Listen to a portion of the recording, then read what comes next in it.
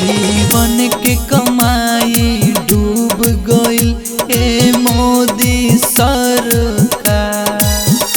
जीवन के कमाई डूब गइल कदी ना उपकार। गरीबन के संगे भइल बड़का खेलवा। जीवन के कमाई डूब गइल ए मोदी सरकार।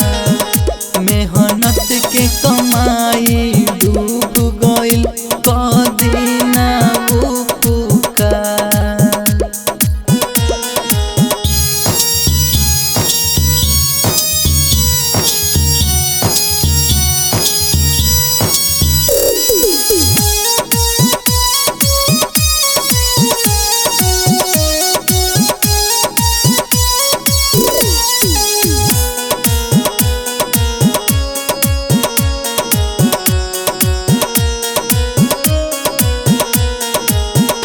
पेट काट काट हम रुपया जुटैनी।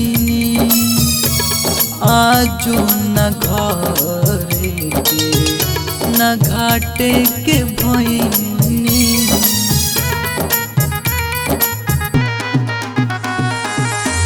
पेट काट काट हम रुपया जुटैनी।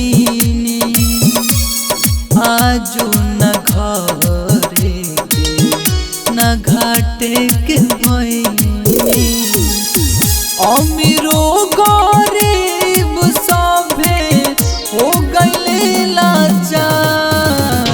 जीवन के कमाई डूब गइल ए मोदी सरकार। मेहनत के कमाई डूब गइल कदी ना उपकार।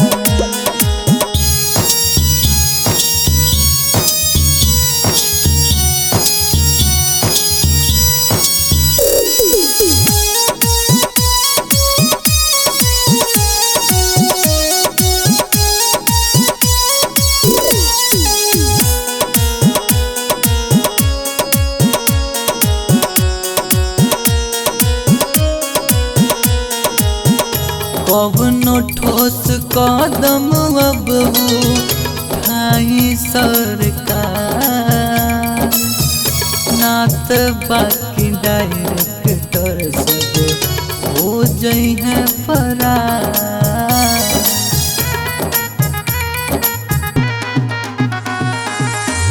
कवनो ठोस कदम अब उठाई सरकार। नात बाकी डायरेक्टर सब